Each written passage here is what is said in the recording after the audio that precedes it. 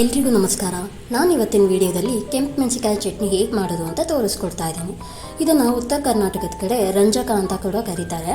ಹಾಗೆ ಮೆಂತ್ಯ ಯೂಸ್ ಮಾಡೋದ್ರಿಂದ ಮೇಥಿ ಚಟ್ನಿ ಅಂತ ಕೂಡ ಕರೀತಾರೆ. ಇದು ಚಪಾತಿ, ರೊಟ್ಟಿ, ದೋಸೆ, ಇಡ್ಲಿಗಳೇ ಸೂಪರ್ ಕಾಂಬಿನೇಷನ್.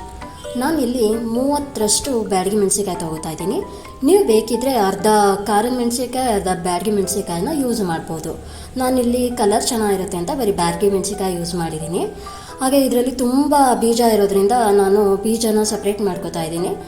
ಬಿಕಾಸ್ ಅದು ಖಾರನೂ ಬರುತ್ತೆ, ಹಾಗಾಗಿ ಸ್ವಲ್ಪ ಗ್ಯಾಸ್ಟ್ರಿಕ್ ಕೂಡ ಆಗುತ್ತೆ. ಹಾಗಾಗಿ ರಿಮೂವ್ ಮಾಡ್ಕೋತಾ ಇದ್ದೀನಿ ನಾನು ಬೀಜನ. ಇಲ್ಲಿ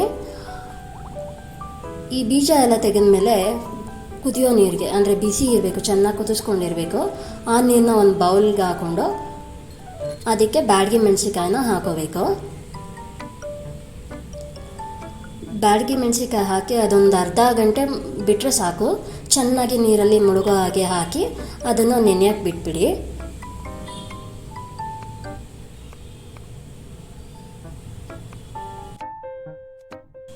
ನೋಡಿ, ಇವಾಗ ಇದು ನೀರಲ್ಲಿ ಚೆನ್ನಾಗಿ ನೆಂದಿದೆ, ಸಾಫ್ಟಾಗಿ ಕೂಡ ಆಗಿದೆ.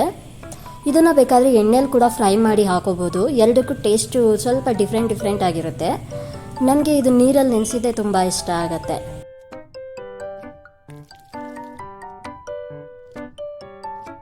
ಇದು ಚೆನ್ನಾಗಿ ನೀರನ್ನು ಹಿಂಡ್ಕೊಂಡು ಒಂದು ಜಾರ್ಗೆ ಹಾಕೋಬೇಕು. ನಿಮ್ಮ ಮನೆಯಲ್ಲಿ ಒಂದೇ ಥರ ಚಟ್ನಿ ಮಾಡ್ತಾಯಿದ್ರೆ ಇದನ್ನು ಒಂದ್ಸರಿ ಟ್ರೈ ಮಾಡಿ ನೋಡಿ, ನಿಜವಾಗ್ಲೂ ಇಷ್ಟ ಆಗುತ್ತೆ. ಉಪ್ಪು, ಹುಳಿ, ಖಾರ, ಸಿಹಿ ಎಲ್ಲ ಇರೋದ್ರಿಂದ ಸಕ್ಕತ್ತಾಗಿರುತ್ತೆ ಟೇಸ್ಟ್. ಎಲ್ಲ ಮೆಣಸಿನಕಾಯಿ ಜಾರ್ಗೆ ಹಾಕಿದ್ಮೇಲೆ ಜೀರಿಗೆ 1 ಸ್ಪೂನಷ್ಟು ಜೀರಿಗೆ, 1-1.5 ಅಷ್ಟು ಹಾಕೋಬೋದು. ಬೆಳ್ಳುಳ್ಳಿ 10ರಿಂದ 20. ನೀವು ಈ ಚಟ್ನಿನ 1 ವಾರ ಫ್ರಿಜ್ಜಲ್ಲಿ ಇಟ್ಕೊಂಡು ಕೂಡ ಯೂಸ್ ಮಾಡ್ಬೋದು. ಎಮರ್ಜೆನ್ಸಿಗೆ ಯೂಸ್ ಆಗುತ್ತೆ. ಹುಣಸೆ ಹಣ್ಣು, ನಿಂಬೆಹಣ್ಣು ಸೈಜಷ್ಟು, ಹಾಗೆ ಬೆಲ್ಲ 1 ಸ್ಪೂನಷ್ಟು ಹಾಕೋತಾ ಇದ್ದೀನಿ. ಇದು ತುಂಬ ಟೇಸ್ಟ್ ಕೊಡುತ್ತೆ ಈ ಚಟ್ನಿಗೆ. ರುಚಿಗೆ ತಕ್ಕಷ್ಟು ಉಪ್ಪು. ಈ ಎಲ್ಲ ಇಂಗ್ರೀಡಿಯೆಂಟ್ಸ್ ಹಾಕಿದ ಮೇಲೆ ಲಿಡ್ನ ಕ್ಲೋಸ್ ಮಾಡಿ ನೀಟಾಗಿ ಗ್ರೈಂಡ್ ಮಾಡ್ಕೊಳ್ಳಿ. ಹಾಗೆ ಇದಕ್ಕೆ ಒಂದು ಅರ್ಧ ಚಮಚದಷ್ಟು ಮೆಂತ್ಯ ಹಾಕೋಬೇಕು. ನಾನು ಆವಾಗಲೇ ಹಾಕೋದು ಮರ್ತುಬಿಟ್ಟೆ.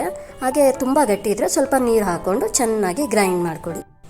ನೀವು ಇದನ್ನು ನುಣ್ಣಗೆ ಬೇಕಾದರೂ ರುಬ್ಕೋಬೋದು ಅಥವಾ ತರಿಯಾಗೂ ರುಬ್ಕೋಬೋದು. ನಿಮ್ಗೆ ಹೇಗೆ ಇಷ್ಟ ಆಗುತ್ತೆ ಆ ರೀತಿ. ಸೂಪರ್ ಆ್ಯಂಡ್ ಸ್ಪೈಸಿ ಆಗಿರೋ ಕೆಂಪು ಮೆಣಸಿನಕಾಯಿ ಚಟ್ನಿ ರೆಡಿ.